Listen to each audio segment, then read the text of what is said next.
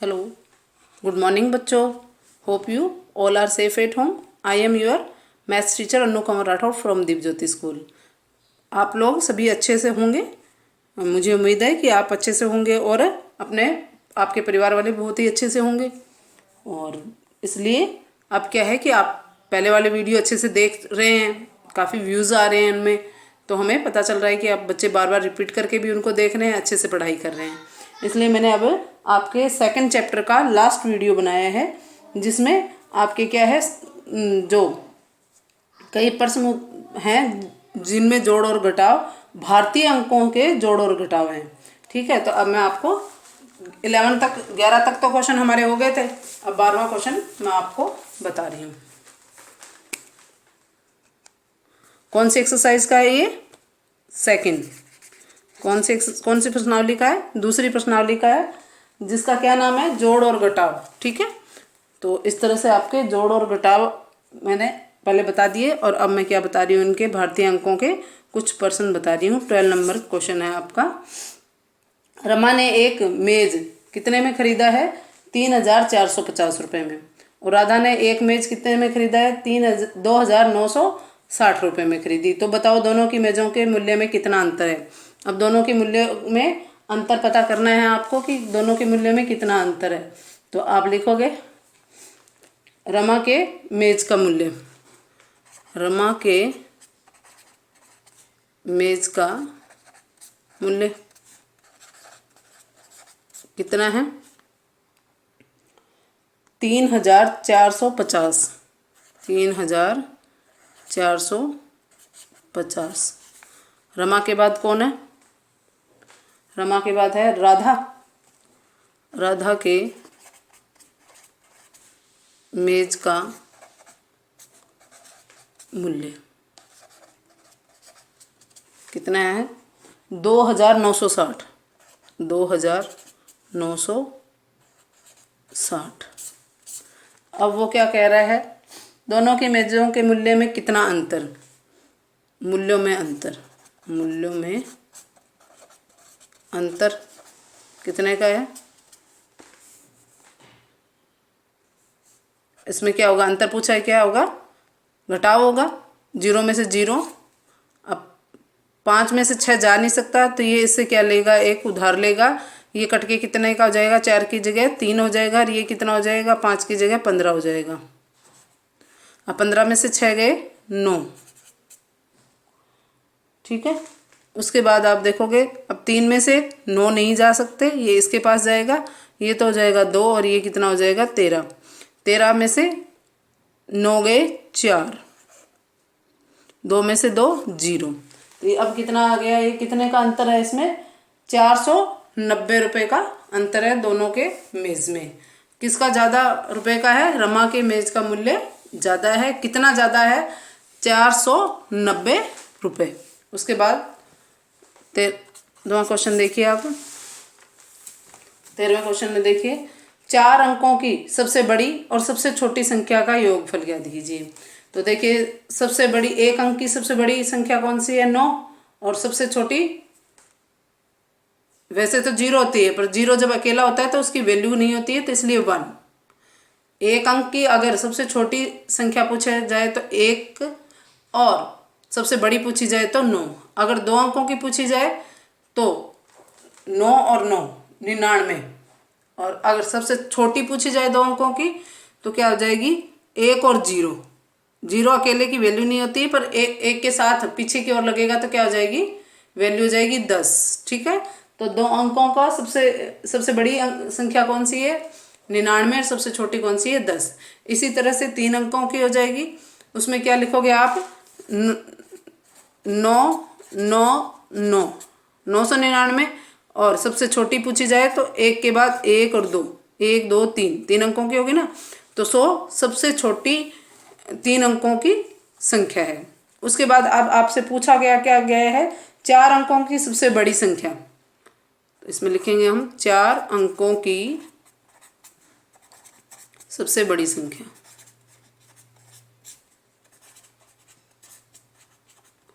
तो अब हमें पता चल गया कि 9 से ही, 9 को 4 बार लिखते ही हमारे क्या हो जाएगी? 4 अंकों की सबसे बड़ी संख्या बन जाएगी। उसके बाद आप देखोगे 4 अंकों की सबसे छोटी संख्या,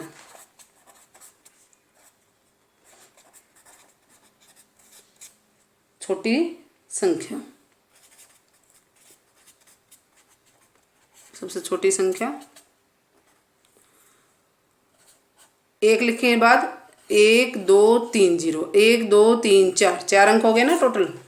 अब वो क्या कह रहे हैं, का योगफल, इन दोनों का योगफल। तो आप लिखोगे योगफल, योगफल यानी जोड़ना, प्लस 9 0 9, 9 0 9, 9 0 9, 9 और 1 10। इस तरह से ये क्या हो जाएगा, 10,999 आ जाएगा इनका योगफल। अब है आपका, जैसे मैंने बता दिया ना आपको, अब तो सभी बच्चे अगर 5 अंकों के भी पूछे तो क्या बताओगे, 5 बार 9 बता दो तो 5 अंकों की सबसे बड़ी संख्या बन जाएगी।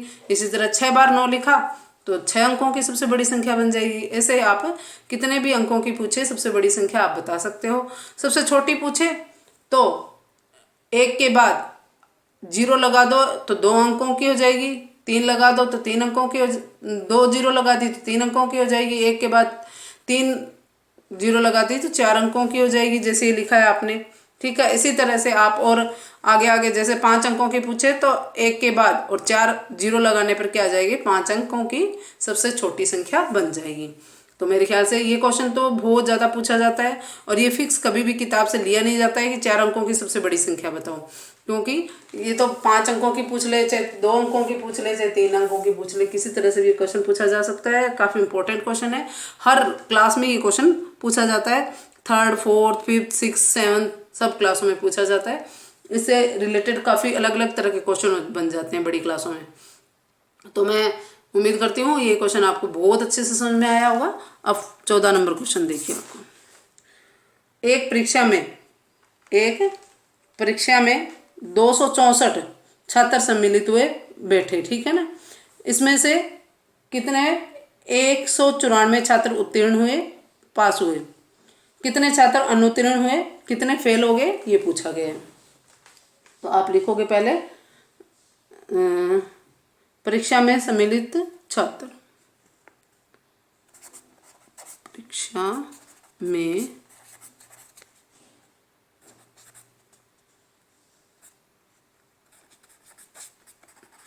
सम्मिलित छात्र कितने हैं, 264।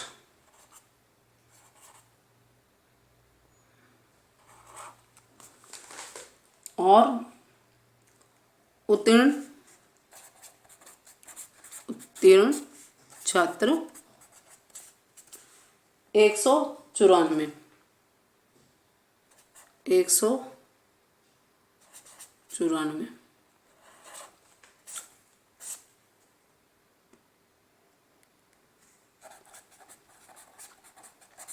अनुत्तीर्ण छात्र, इसमें क्या हो जाएगा, सब्ट्रैक्शन होगा, घटाव होगा। अब घटाव हम करेंगे तो देखिए आप कैसे हो जाएगा, 4 में से 4 गए 0, 6 में से 9 जा नहीं सकते तो ये इसके पास क्या जाएगा, एक हासिल लेने जाएगा, ये कितना हो जाएगा 9, और ये उधार लेके कितना हो जाएगा 16। अब 16 में से 9 गए 7, 70 छात्र क्या हो गए, अनुत्तीर्ण हो गए। ठीक है, कितने छात्र फेल हो गए हैं, 70 छात्र फेल हो गए हैं। कितने बैठे थे, 264 बच्चे बैठे थे पेपर देने के लिए। कितने बच्चे पास हो गए, 194, तो फेल कितने हुए, 70 बच्चे। ये वो बच्चे थे जो गंदे बच्चे जो पढ़ाई नहीं करते थे, ठीक है ना, जो कंटिन्यूटी से पढ़ाई नहीं करते थे, कभी तो पढ़ लिए कभी नहीं पढ़े। तो आप लोगों को हमेशा जो भी आपको वीडियो आ रहे हैं उनको अच्छे से देखना है और उनको पढ़ना है, और उनसे रिलेटेड जो भी प्रॉब्लम्स है उनको व्हाट्सएप पे आपको पूछना है। अब आगे देखिए 15 नंबर क्वेश्चन आपका, 2 संख्याओं का योगफल। फिर 2 संख्याओं को जोड़ा है तो उस जोड़ में और जोड़ने पर, 2 संख्याओं को जोड़ने पर कितना आपका उत्तर आया है वो इसमें बताया गया है। कितना है, 9,732 एक संख्या कितनी है 3846, दूसरी संख्या पता करनी है अपने को। ठीक है, तो आप पहले लिखोगे इसमें दो संख्याओं का योगफल, दो संख्याओं का योगफल कितना है 9732, 9732। एक संख्या,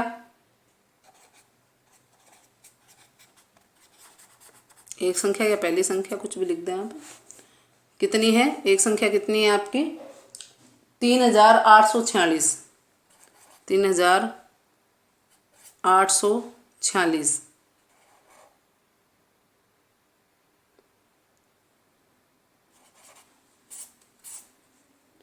घटाव होगा इसमें, दूसरी संख्या क्या होगी, दूसरी संख्या पता करने के लिए हमें क्या करना पड़ेगा, घटाव करना पड़ेगा। तब जब घटाव किया है तो क्या आ जाएगा, आप इसमें देखें घटाव होगा तो इसमें देखें 12 में से 6, ठीक है ना, क्योंकि ये 2 में से 6 तो जा नहीं सकता, तो ये इसे हासिल लेगा, ये कितना हो जाएगा, उधार लेने जाएगा, ये कितना हो जाएगा 3 की बजाय 2 हो जाएगा, ये कितने हो जाएंगे 12। अब 12 में से 6 गए 6, 2 में से 4 जा नहीं सकते, तो ये कितना हो गया, कट के कितना हो जाएगा, ये तो हो जाएगा 6 और ये कितना हो जाएगा 12, 12 में से 4 गए 8, अब 6 में से और 8 जा नहीं सकते, ये इसके पास जाएगा, और ये 9 से कितना हो जाएगा 8 हो जाएगा। अब देखिए आप, और ये कितना हो जाएगा 16, 16 में से 8 गए 8 और 8 में से 3 गए 5। तो इस तरह से ये क्वेश्चन हो जाएगा आपके। ये अब कितना, दूसरी संख्या कितनी है 5886, 5886। इस तरह से ये 15 नंबर क्वेश्चन आपका कंप्लीट हो गया। अब अभी तक तो जो क्वेश्चन करवाए आपको अच्छे से समझ में आ रहे होंगे। अब लास्ट क्वेश्चन है आपका, उसे देख लीजिए आप। उसमें क्या दे रखा है, 3 पर्दे सिलवाने के लिए, 3 पर्दे सिलवाने के लिए 125 मीटर कपड़े की आवश्यकता है और 5 सामियाने के लिए 286 मीटर कपड़े की आवश्यकता है। तो बताओ पर्दों और सामियाने में कुल कितना कपड़ा लगेगा। ठीक है, उसने बताया कि 3 पर्दे सिलवाने के लिए तो उसे 125 मीटर कपड़े की ज़रूरत है और 5 शामियाने टेंट लगवाने के लिए, टेंट लगते हैं ना शादी ब्याह में, वो शामियाने लगवाने के लिए उसे कितने की ज़रूरत है 286 मीटर कपड़े की। अब वो पर्दों दोनों शामियाने दोनों में कुल कितना कपड़ा लगेगा ये पूछ रहा है। कुल पूछ रहा है तो वैसे ही आपको छोटे क्लासेस से बताया जा रहा है, जिस क्वेश्चन में कुल पूछा जाए उसमें क्या होगा, जोड़ होगा आपका। तो आप लिखोगे 3 पर्दे सिलवाने के लिए कपड़े की आवश्यकता, 3 पर्दे सिलवाने के लिए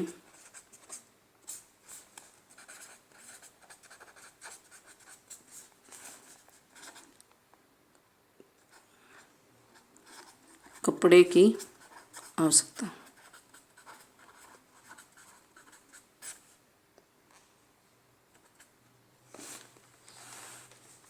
या इसे छोटा स्टेटमेंट कर लो बेटा, बहुत बड़ा हो जाएगा ये आपके लिए। 3 पर्दे के लिए कपड़ा कितना 125 मीटर,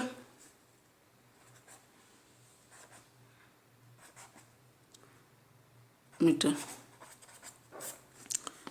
5 शामियाने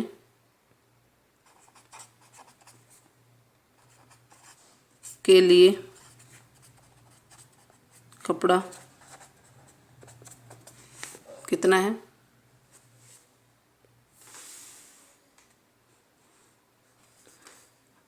286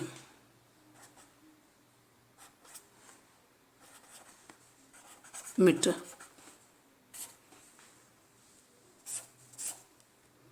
प्लस होगा, कुल पूछा है तो कुल कपड़ा।